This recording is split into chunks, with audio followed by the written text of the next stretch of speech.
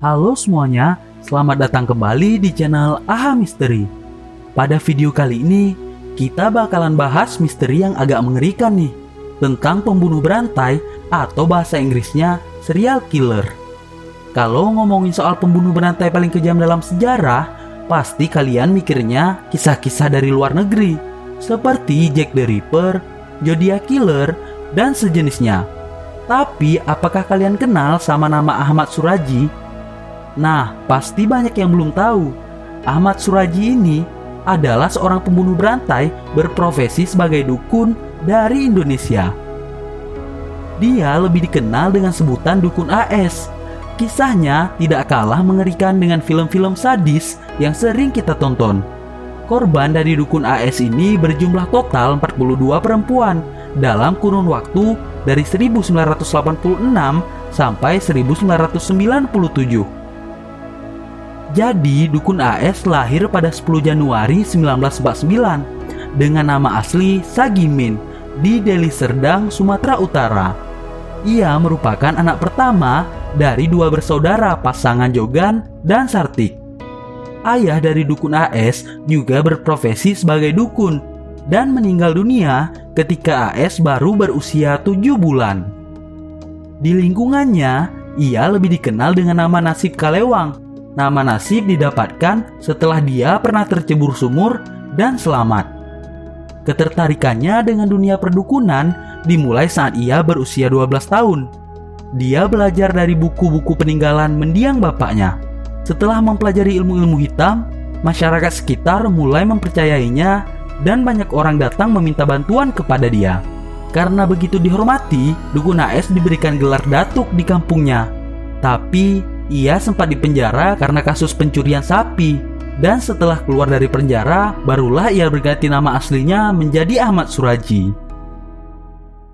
Pada suatu malam, Ahmad Suraji mengaku bermimpi didatangi mendiang ayahnya.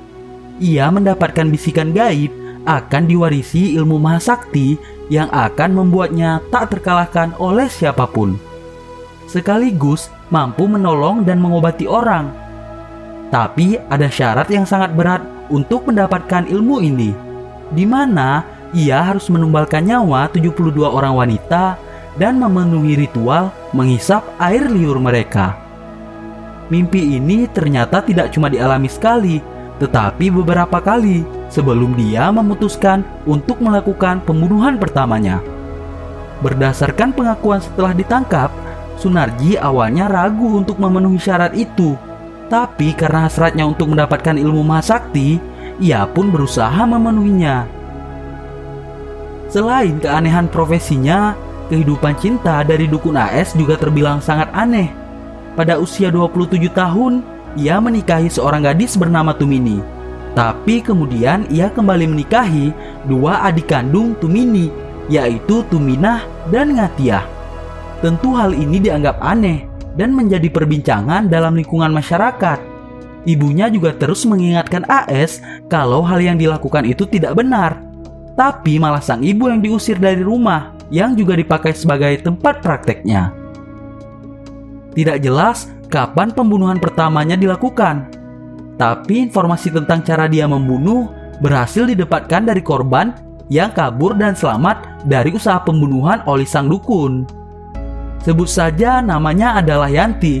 Ia tertarik datang ke tempat praktek Dukun AS karena direkomendasikan oleh temannya agar terlihat lebih cantik dan menarik bagi kaum Adam.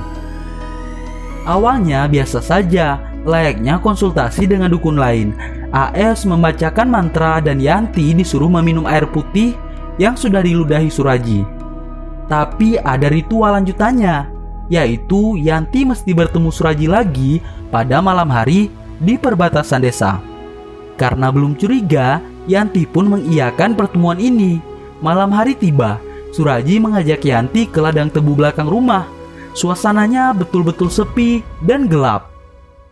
Sesampai di tempat lapang, Suraji meletakkan sebuah karung dan menghamparkan tikar kecil. Kemudian Yanti diminta melepas pakaiannya. Ya jelas si Yanti tidak mau awalnya. Namun Suraji meyakinkan bahwa ini memang ritual yang harus dilakukan. Kalau tidak percaya, Tanya saja pada pasien saya yang juga temanmu itu."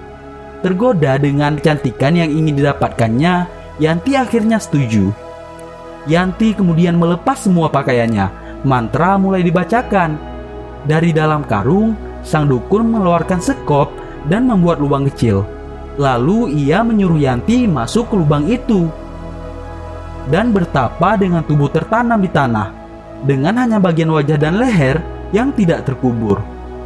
Yanti awalnya sempat ragu, tapi kemudian berhasil diyakinkan kembali. Hingga pada suatu momen sebelum Yanti dikubur, leher Yanti sempat dijerat dan Yanti kaget dong, spontan melawan. Entah bagaimana caranya, saat itu ia berhasil menjungkalkan sang dukun hingga jatuh ke lubang galian tadi. Ia langsung lari sekuatnya dengan menutup tubuh menggunakan pakaian yang sempat diambil saja. Setelah kabur, Yanti tidak pernah menceritakan kisah ini kepada siapapun, karena menganggap kalau kejadian ini terbongkar, maka aibnya ke dukun untuk memasang susuk juga akan tersebar. Sedangkan dukun AS yang tidak jera dengan perbuatannya terus melakukan pembunuhan, sampai akhirnya pada tanggal 27 April ditemukan sesosok mayat wanita tanpa busana di ladang tebu. Setelah diselidiki lebih lanjut, mayat itu bernama Sri Dewi, wanita 21 tahun yang sudah hilang selama 3 hari. Sebelum menghilang, diketahui bahwa Dewi bertengkar dengan suaminya dan sudah pisah ranjang. Karena itu, polisi sempat mencurigai dan menahan suaminya. Tapi karena ada kejanggalan di mana beberapa tahun lalu juga pernah ditemukan mayat wanita di ladang dengan kondisi yang sama, investigasi dilanjutkan dengan lebih teliti. Kemudian polisi akhirnya mendapatkan keterangan dari teman Dewi kalau ia sempat diantarkan ke tempat dukun AS untuk konsultasi masalah rumah tangganya. Dukun AS pun diwawancara, tapi ia menjawab setelah maghrib Desi sudah pulang sendiri dan tidak pernah datang lagi ke tempatnya. Investigasi intens pun tidak dapat memecahkan kasus kematian Dewi ini. Polisi bingung dan mulai mengumpulkan informasi lebih banyak dari data-data wanita yang pernah hilang beberapa tahun belakangan ini.